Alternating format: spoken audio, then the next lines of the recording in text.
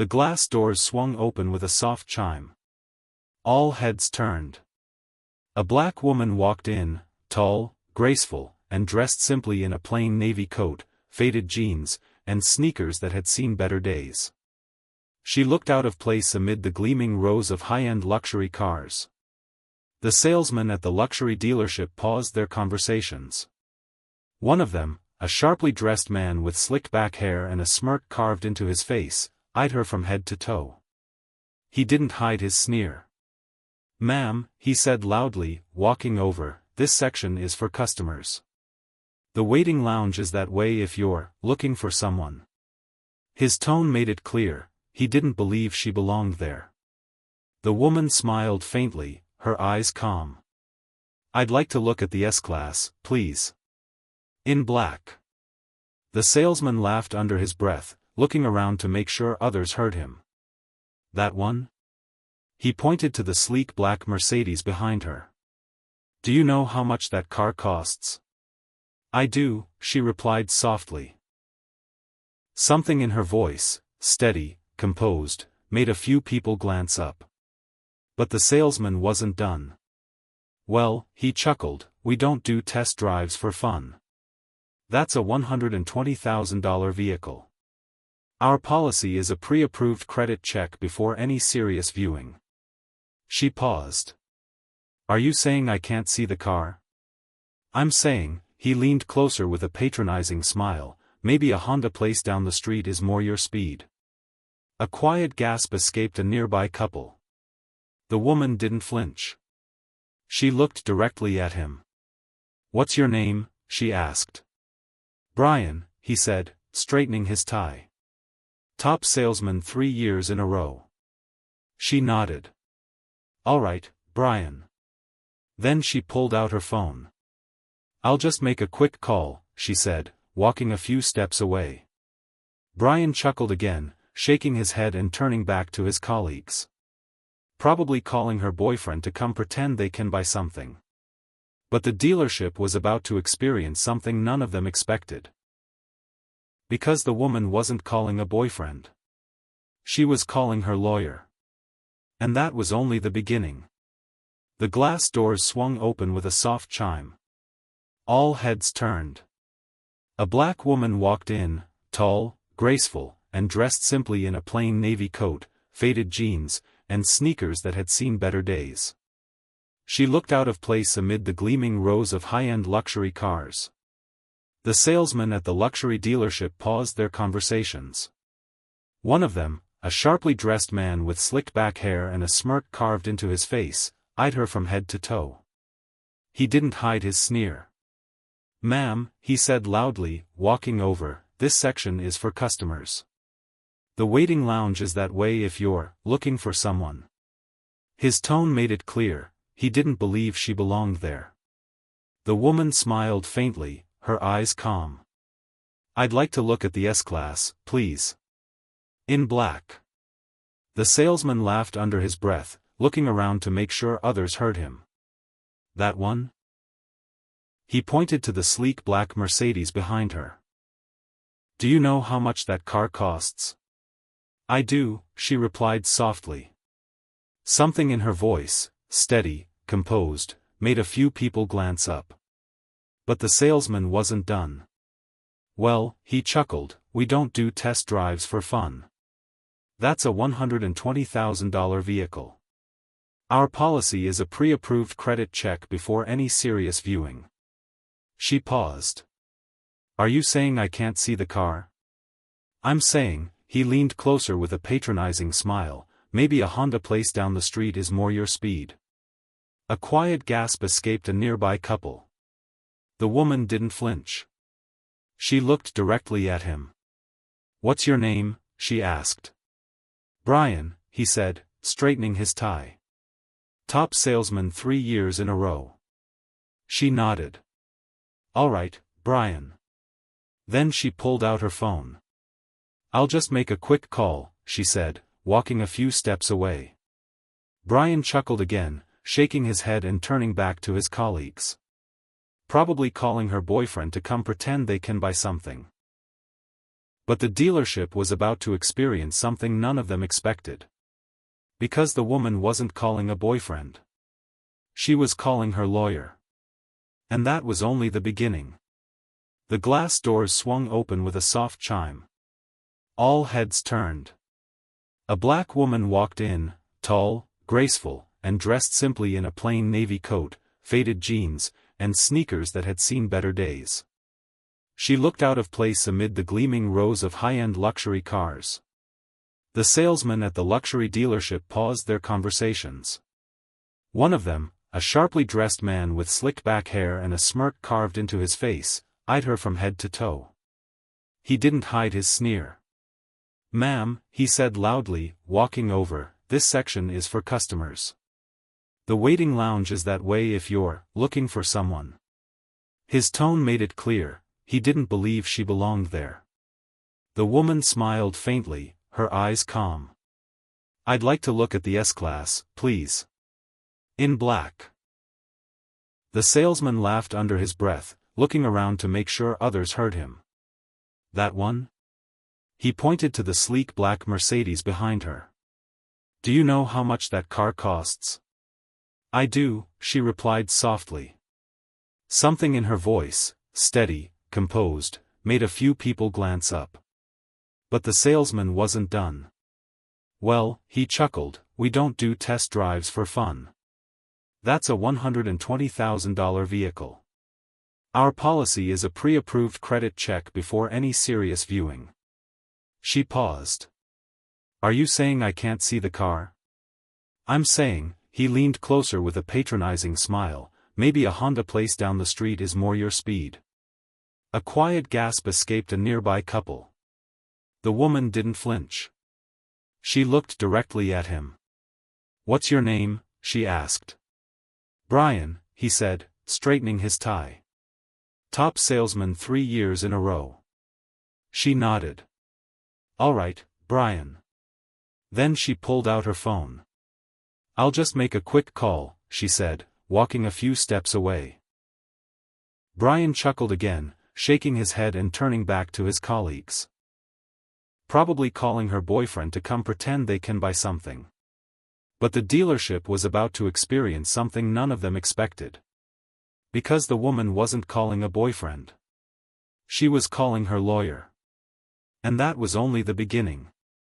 The glass doors swung open with a soft chime. All heads turned. A black woman walked in, tall, graceful, and dressed simply in a plain navy coat, faded jeans, and sneakers that had seen better days. She looked out of place amid the gleaming rows of high-end luxury cars. The salesmen at the luxury dealership paused their conversations. One of them, a sharply dressed man with slicked-back hair and a smirk carved into his face, eyed her from head to toe. He didn't hide his sneer. "Ma'am," he said loudly, walking over, "this section is for customers. The waiting lounge is that way if you're looking for someone." His tone made it clear, he didn't believe she belonged there. The woman smiled faintly, her eyes calm. "I'd like to look at the S-Class, please. In black." The salesman laughed under his breath, looking around to make sure others heard him. "That one?" He pointed to the sleek black Mercedes behind her. "Do you know how much that car costs?" "I do," she replied softly. Something in her voice, steady, composed, made a few people glance up. But the salesman wasn't done. "Well," he chuckled, "we don't do test drives for fun. That's a $120,000 vehicle. Our policy is a pre-approved credit check before any serious viewing." She paused. "Are you saying I can't see the car?" "I'm saying," he leaned closer with a patronizing smile, "maybe a Honda place down the street is more your speed." A quiet gasp escaped a nearby couple. The woman didn't flinch. She looked directly at him. "What's your name?" she asked. "Brian," he said, straightening his tie. "Top salesman 3 years in a row." She nodded. "All right, Brian." Then she pulled out her phone. "I'll just make a quick call," she said, walking a few steps away.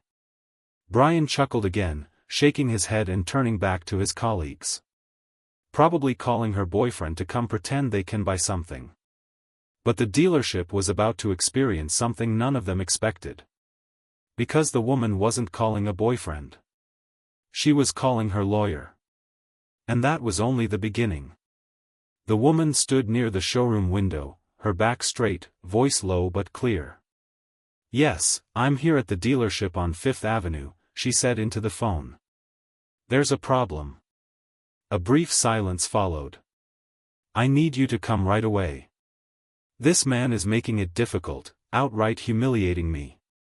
Her fingers tightened around the phone as she scanned the room. The shiny cars looked like trophies behind a glass wall, expensive, unreachable. But she was no stranger to feeling like an outsider. Her name was Lisa. Lisa Johnson. She had not come here to buy a car. She had come here to prove a point. Back near the cars, Brian was smirking to himself. "What's her problem anyway?" he said aloud, loud enough for some to hear. "Thinks she can just walk in here and look around like she belongs." His co-workers laughed nervously. One whispered, "Man, you're crossing a line." But Brian ignored it. To him, this was just a joke. He had been selling cars for years. He knew how to read customers like an open book. And Lisa's simple clothes, her calm attitude, they didn't fit the luxury buyer profile. He was sure she was wasting his time. Lisa watched him, her face unreadable. A few moments later, a tall man in a sharp black suit entered. He looked around, eyes alert. "Lisa?" he asked softly as he approached. "Yes," she said, relief flooding her voice. The man introduced himself as Michael Carter, a civil rights attorney with a reputation for standing up against discrimination. Brian noticed Michael but still didn't see the problem. "Who's this guy?" he muttered. Lisa motioned for Michael to follow her toward the sales desk. Michael turned to Brian. "I'm here to discuss your behavior." Brian scoffed. "Look, I don't know what you're trying to pull, but I'm just doing my job." Michael smiled coldly. "Harassment and discrimination are not part of the job description. And if you don't change your tone, I will make sure the authorities get involved." Brian's confident facade faltered for a moment. The room grew tense. Some customers started whispering. Lisa stood her ground. She spoke quietly but firmly. "I didn't come here for a car. I came here to expose a problem. This isn't just about me, it's about everyone who faces disrespect and prejudice every day." A young woman nearby nodded, eyes shining. Brian looked around, suddenly aware he was the center of unwanted attention.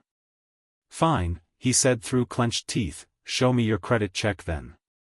Lisa raised an eyebrow. "I don't need to show you anything." Brian blinked, confused. She reached into her bag and pulled out a thick folder, laying it on the desk. "Here are the documents. Proof of my credit score. Proof of funds." Brian flipped through it, surprised.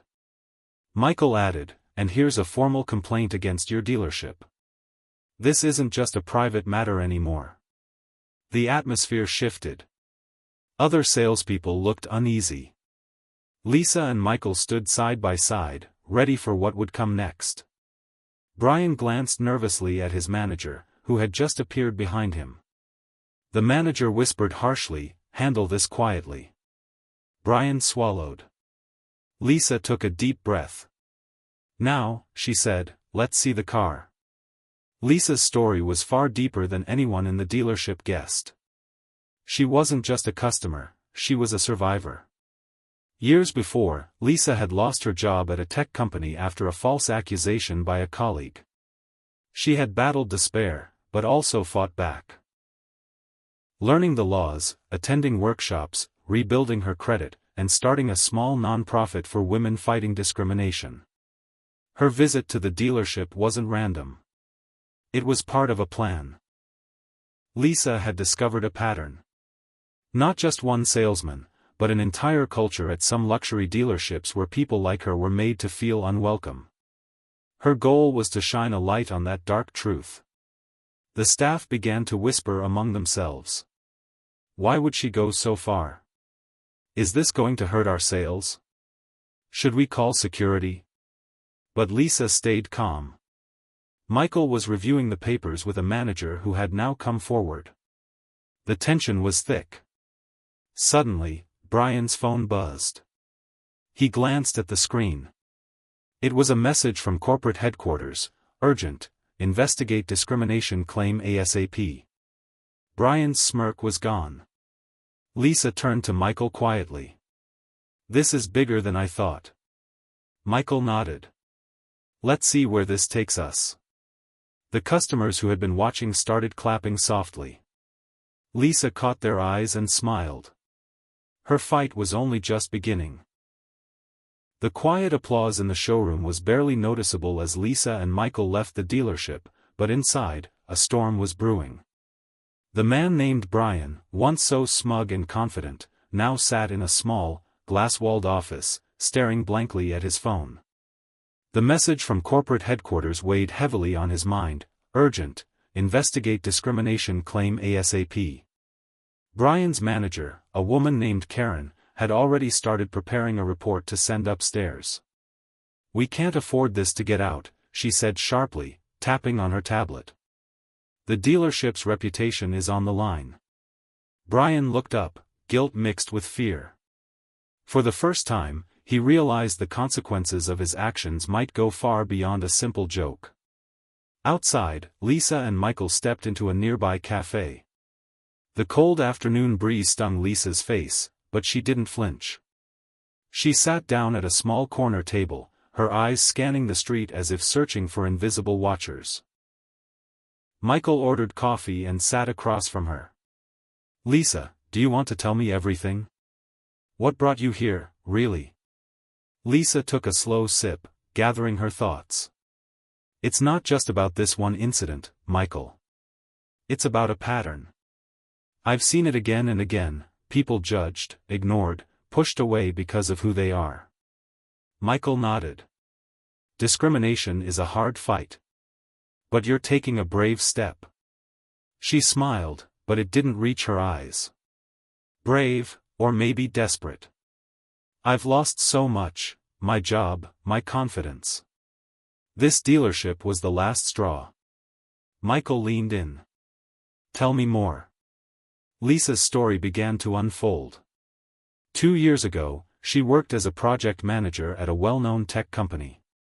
She had always been the hardest worker in the room, known for her determination and sharp mind. But one day, a coworker accused her of stealing confidential information. The accusation was false. But the damage was done. Lisa was suspended, then fired without a proper investigation. The company's legal team dismissed her claims, and no one believed her side of the story. She was left unemployed, struggling to pay rent, and fighting to clear her name. I tried everything, Lisa said quietly. I contacted lawyers, but the evidence was all against me. I didn't have the money or the connections to fight back. Her eyes glistened. It felt like the world was closing in. I was invisible to those who had power. Michael reached out and squeezed her hand. That's when you started your nonprofit? Lisa nodded. Yes. I wanted to help others who were silenced like me. People who faced unfair treatment, not just in tech, but everywhere, in stores, hospitals, even in their own neighborhoods. Michael sipped his coffee thoughtfully. And the dealership? That was different, Lisa said. I thought luxury dealerships would be professional, fair. But I was wrong. Brian's attitude wasn't an accident. I've heard similar stories from others: black customers, immigrants, even women, being treated like they don't belong. Michael's eyes narrowed. So this was a test. Lisa nodded slowly. A test. And proof. I wanted to see if the company would listen, take responsibility. If they ignored it, I was ready to fight. The phone buzzed on the table. Michael glanced at it. A message from corporate, preparing for investigation. Urgent meeting scheduled. Lisa felt a mix of relief and tension. Relief that the complaint was being taken seriously. Tension because she knew this fight was only beginning. Meanwhile, back at the dealership, the atmosphere had changed. Employees whispered nervously as customers looked on. Brian sat quietly in the manager's office, feeling cornered. Karen, the manager, paced. "We have to control the narrative," she said firmly. "Get legal involved, prepare statements. No leaks." One young salesman shook his head. "This isn't just about PR anymore. It's about real people. We need to change." Karen stopped and glared at him. "We'll see." Over the next few days, Lisa and Michael worked tirelessly. They gathered stories from other customers who had faced discrimination. Emails, videos, testimonials, all painting a disturbing picture. Lisa's nonprofit network grew rapidly as word spread. She received messages of support and threats. One email read, "Stay away from our businesses, or you'll regret it." But Lisa refused to be silenced. One evening, Lisa sat alone in her small apartment, the walls lined with files and papers. She stared at a photo on her desk, her mother's smile, a reminder of the strength that ran in her family. Her phone rang. It was her sister, Tanya. "How are you holding up?" Tanya asked softly. Lisa sighed. "It's hard, but I'm not giving up." Tanya hesitated. "Be careful, Lisa. People don't like when you expose them." Lisa smiled weakly. "I know. But this is bigger than me." The following morning, Lisa received an unexpected visitor. A man in his 50s, wearing a simple suit but with a serious expression. He introduced himself as James Monroe, a senior investigator from the Corporate Ethics Board. "I'm here to understand what happened," he said calmly. Lisa invited him in. As James listened, he nodded slowly. "This is more serious than I thought," he admitted. Lisa looked him in the eyes. "I want change. Not just for me, but for everyone who's been hurt." James agreed. "I'll be honest. There will be resistance. But your courage has started something important." That evening, Lisa shared the news with Michael. "They've sent an investigator," she said. Michael smiled. "That's progress. But it won't be easy," Lisa warned. "People will try to stop us." Michael nodded. "We'll be ready." Meanwhile, Brian's world was unraveling. Emails from corporate, calls from lawyers, pressure from his own team. His confident smirk replaced by anxiety. One night, he sat in his small apartment, staring at the ceiling. Had he crossed a line? Could he fix what he broke? As the investigation began, the dealership tried to cover up. Some employees were coached to change their stories. Others remained silent. But the truth has a way of slipping through cracks. One afternoon, a secret recording surfaced.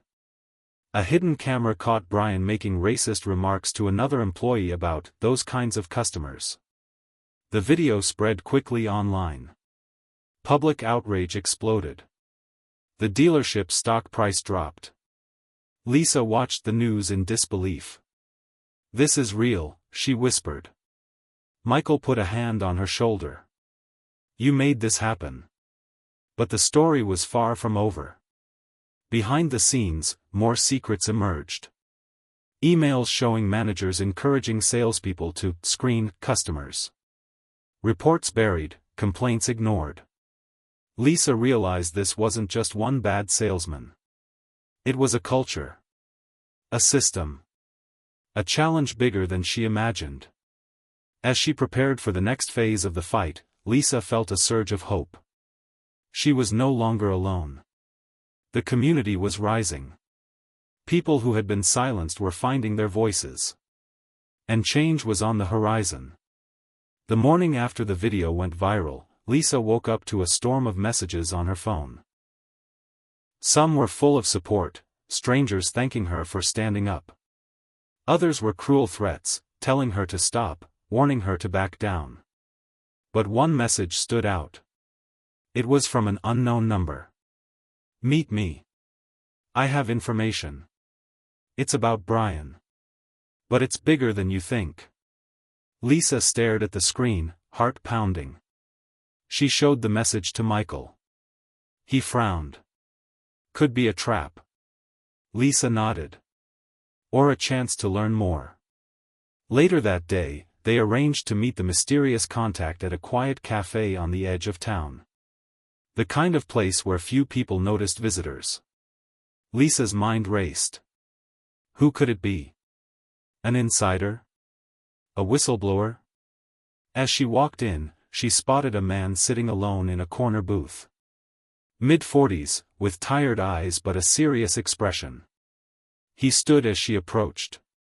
"Thank you for coming," he said quietly. "My name is David." Lisa and Michael sat down, waiting for him to speak. David took a deep breath.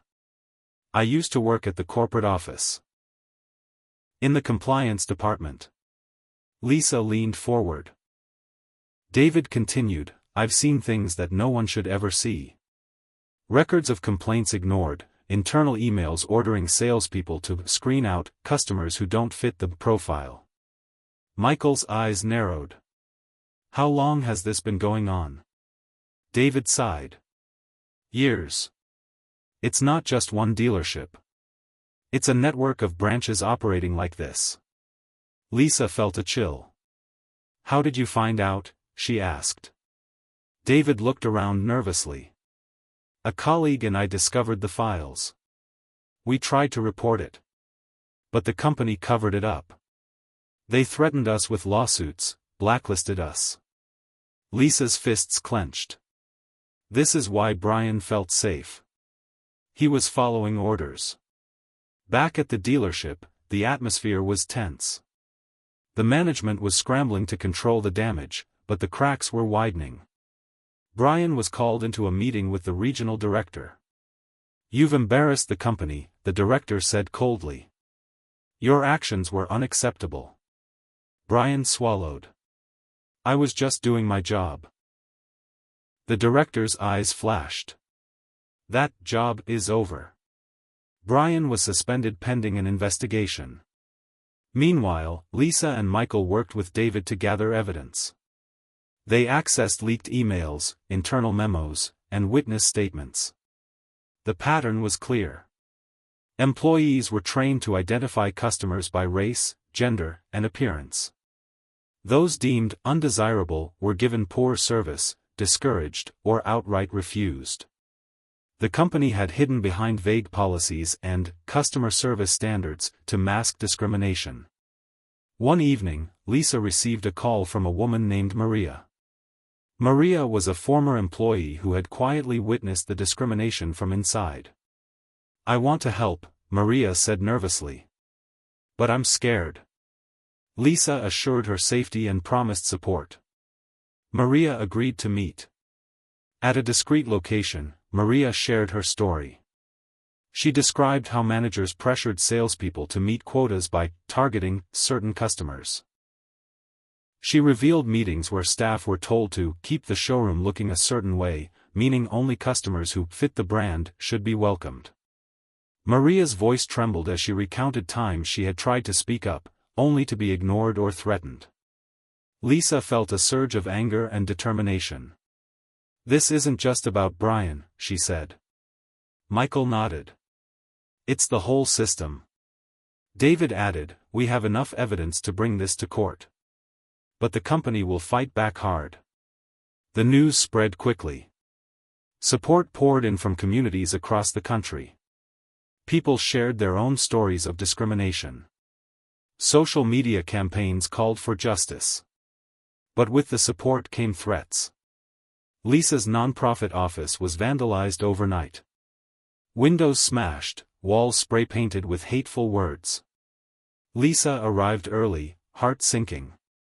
But she refused to be intimidated. "We can't let fear silence us," she told her team. Michael arranged extra security.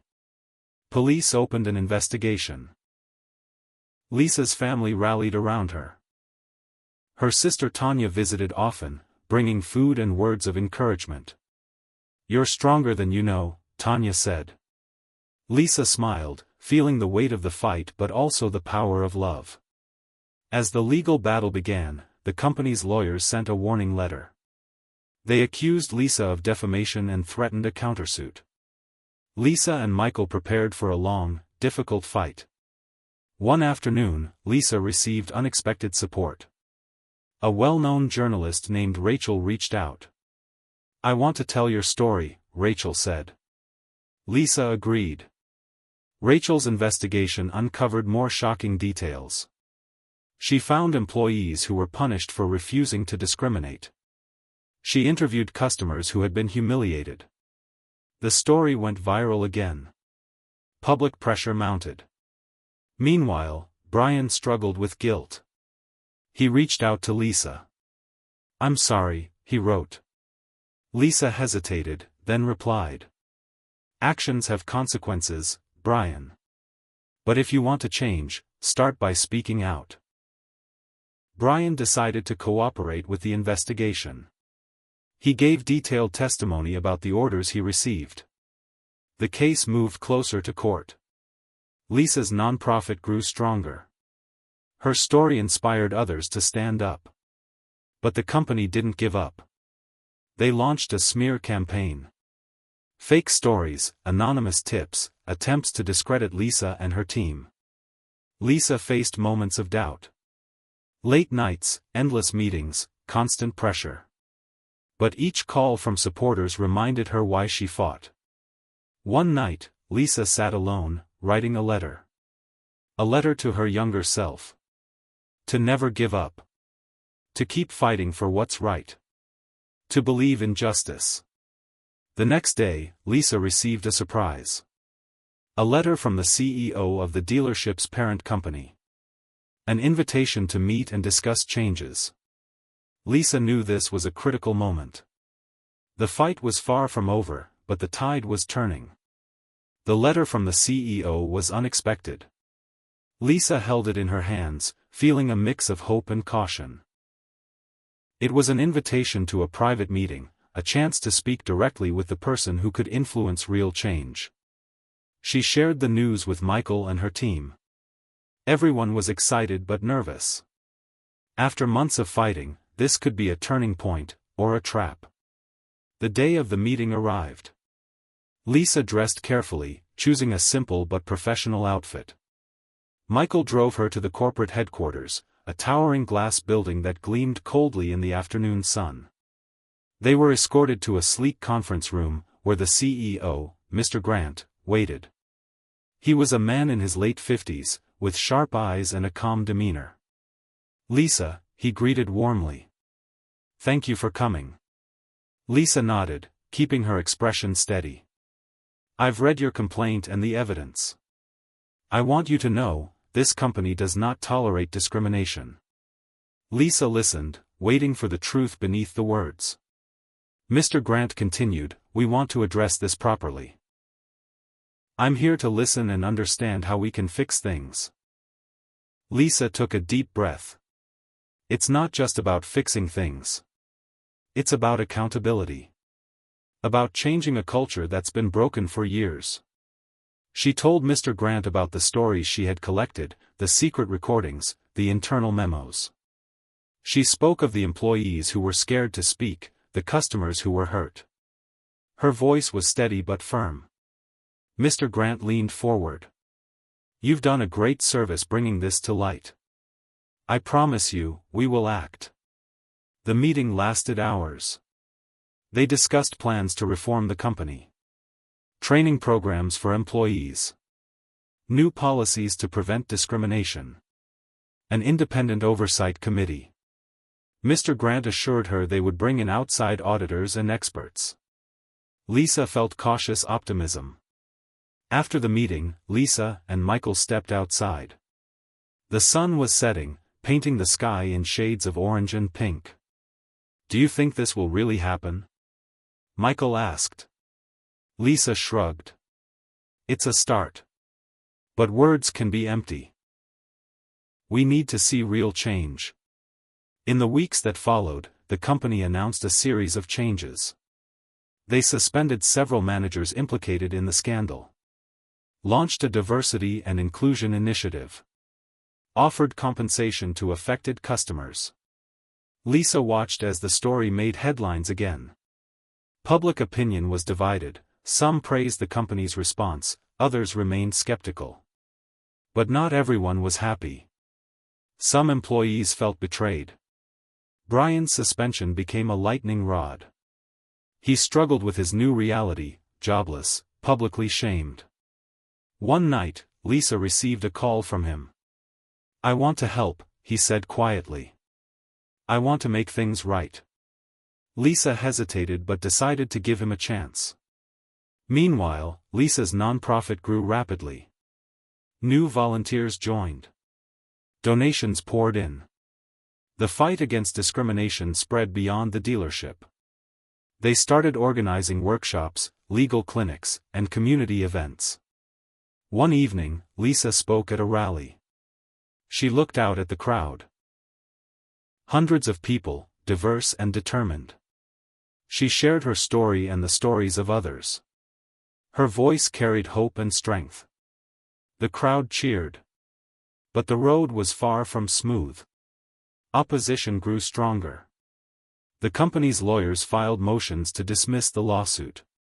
Political pressure mounted. Lisa faced intimidation from unknown sources. One night, her car was vandalized. Words spray-painted on the door, "Quit or else." Lisa refused to back down. She worked closely with law enforcement. Security measures increased. Her family stayed close. Then came a breakthrough. David, the whistleblower, uncovered emails proving that top executives knew about the discrimination and actively covered it up.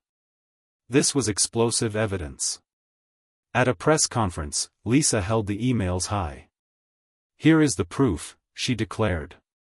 "We will not stop until justice is served." The media frenzy intensified. The company's stock plummeted. Shareholders demanded answers. Mr. Grant was forced to resign. A federal investigation was launched.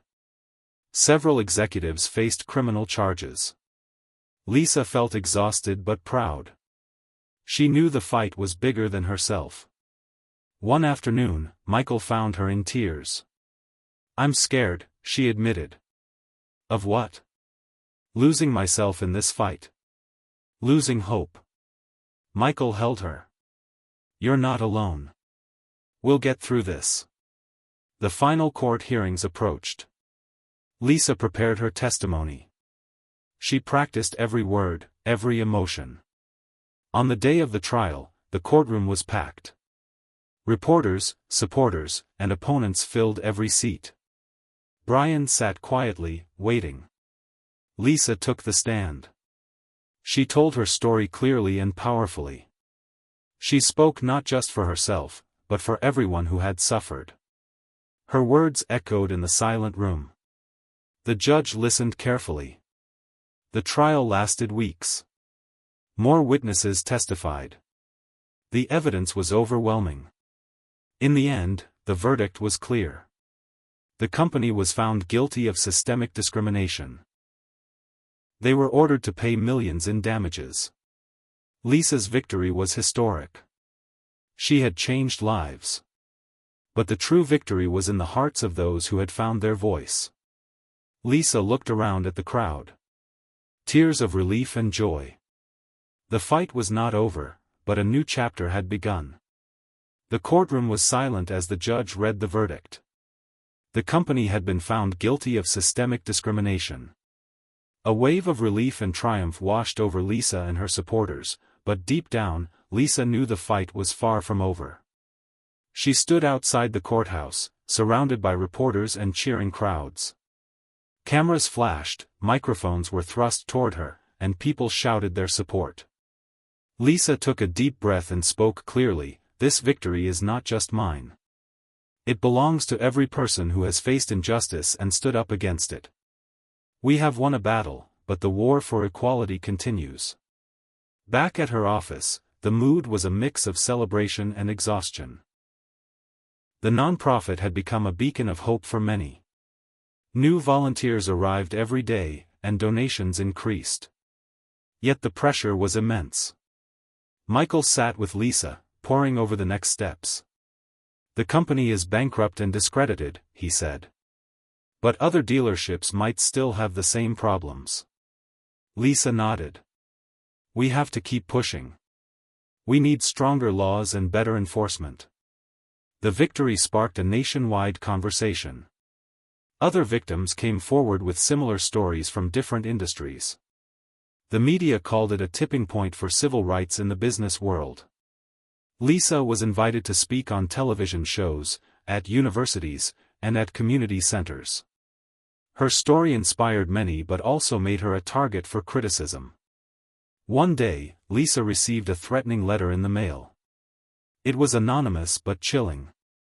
"Stop stirring trouble, or you will regret it." Her hands shook as she read it. Michael immediately called the police.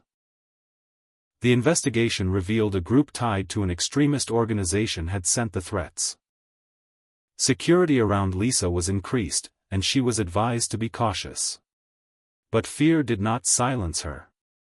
Instead, it strengthened her resolve. Meanwhile, Brian, the salesman who had humiliated Lisa, was struggling to rebuild his life. He had lost his job, reputation, and confidence. One afternoon, he called Lisa. "I want to apologize again," he said quietly. "I want to do something to make amends." Lisa was cautious but agreed to meet. They met at a small cafe, away from prying eyes. Brian was nervous but sincere. He shared how the scandal had changed him. "I never realized how wrong I was," he admitted. "I want to help others avoid what I did." Lisa listened carefully. She saw a man trying to make things right. She decided to give him a chance. Brian started volunteering with Lisa's nonprofit. He spoke at schools about the dangers of discrimination. He helped train employees on respectful behavior. His journey from offender to advocate became a powerful story of redemption. But not everyone was ready to forgive. Lisa's family faced backlash from some who felt the fight had gone too far. Her sister Tanya defended her fiercely. "Lisa is fighting for justice. That's something to be proud of." At the nonprofit office, the team worked tirelessly on new projects. They organized workshops to educate businesses about diversity and inclusion. They launched a hotline for victims of discrimination. The community response was overwhelming. One evening, Lisa received an invitation to a government hearing. Lawmakers wanted to hear from her about stronger anti-discrimination laws. Lisa prepared a heartfelt speech. She shared stories from the front line, of pain, resilience, and hope. Her words moved many lawmakers. After the hearing, a new bill was introduced. It aimed to increase penalties for discrimination and provide better protection for whistleblowers. Lisa and her team campaigned hard for its passage. Meanwhile, Lisa's personal life was changing too. The constant stress had taken a toll on her health. She often felt tired and overwhelmed. Michael encouraged her to take breaks and care for herself. One weekend, Lisa and Michael went hiking in the nearby hills.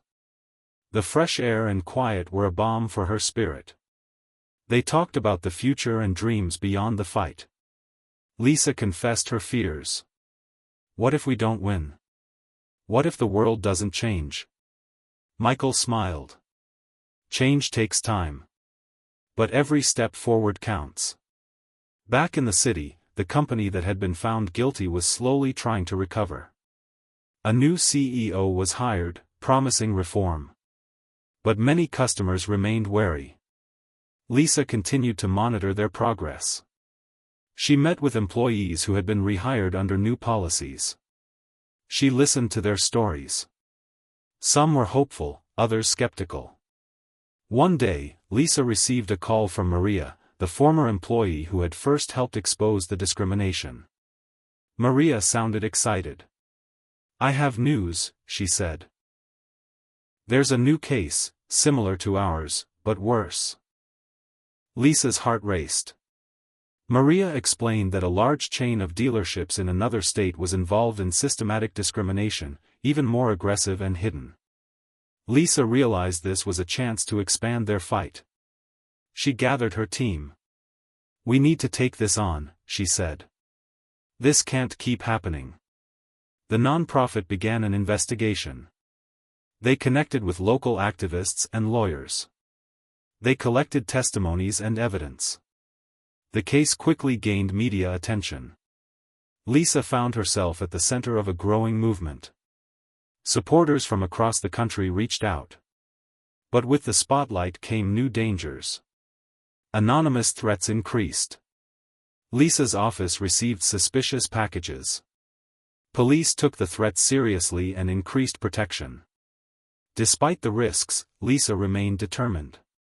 She held press conferences, rallies, and meetings. Her message was clear: discrimination must end. As the new case progressed, Lisa felt a mixture of hope and exhaustion. She was proud of how far they had come, but the struggle was endless. One night, Lisa sat by her window, looking out at the city lights.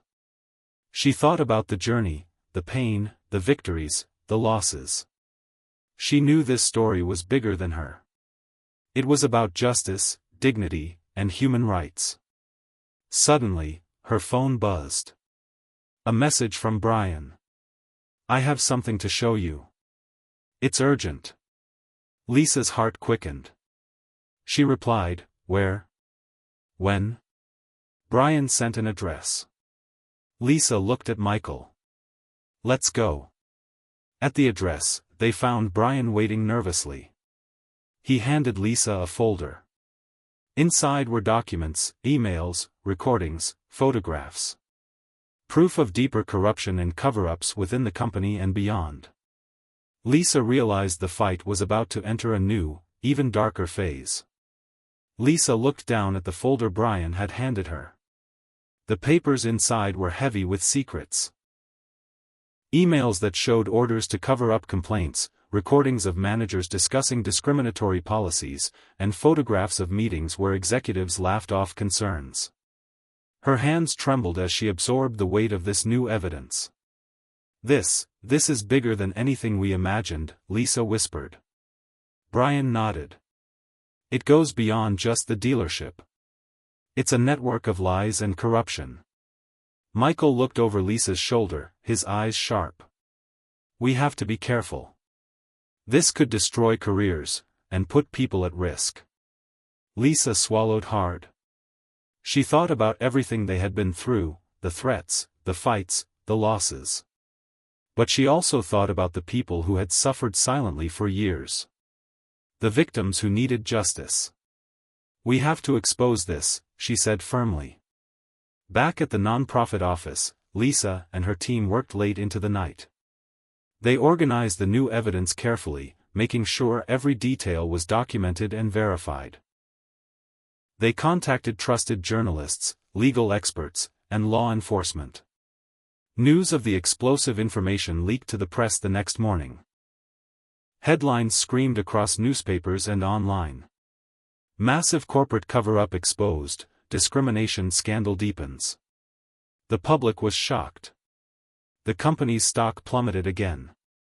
The government launched a full-scale investigation. Lisa became the face of a nationwide movement against discrimination and corruption. Her story inspired rallies, protests, and new legislation. But the price was high. Threats intensified. Her family faced harassment. Lisa's health worsened from stress and exhaustion. One day, as she was leaving her office, a masked group confronted her.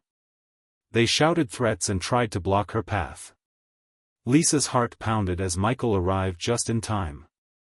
They escaped safely, but the danger was clear. Despite the risks, Lisa refused to quit.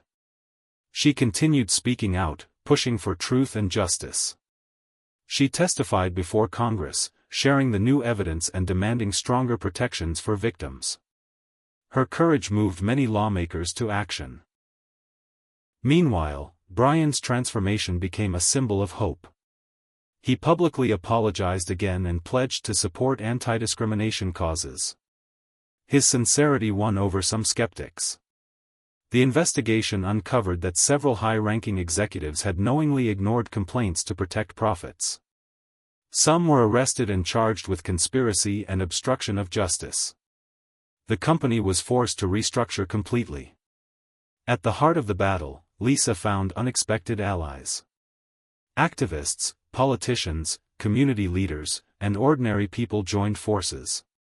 Together, they created a powerful coalition dedicated to ending discrimination in all forms.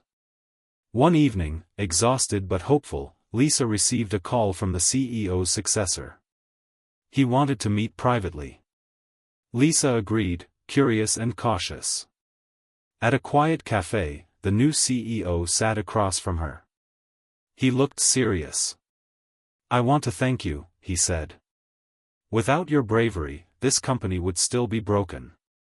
Lisa studied him carefully. "Words aren't enough," she replied. "There has to be real change." He nodded. "And there will be. We're launching a full reform, transparent policies, independent oversight, and a commitment to diversity." Lisa allowed herself a small smile. "Good. Because people deserve respect and fairness." Months passed. Lisa's nonprofit expanded nationally. They helped pass landmark legislation protecting employees and consumers from discrimination. Communities began healing. But even with victories, Lisa remembered the cost. Friends lost. Threats endured. Health sacrificed. She knew the fight for justice was lifelong. One day, at a conference, Lisa stood before a crowd of young activists. Her voice was steady as she shared her journey. "I never expected to become a fighter," she said. "But when you see injustice, silence is not an option. Courage means standing up even when you're afraid." She paused. "The truth has power. And so does hope." The audience erupted in applause. After the speech, a young woman approached Lisa. "Telling your story gave me strength," she said softly. "I want to help make change too." Lisa smiled warmly. "That's how it starts, one voice, one step." At home, Lisa sat with Michael. They looked at old photos from the beginning of the fight. "I'm proud of what we did," she said quietly. Michael took her hand. "You changed lives. You changed the world." Lisa looked out the window, the city lights shining bright. She felt peace. Final lesson.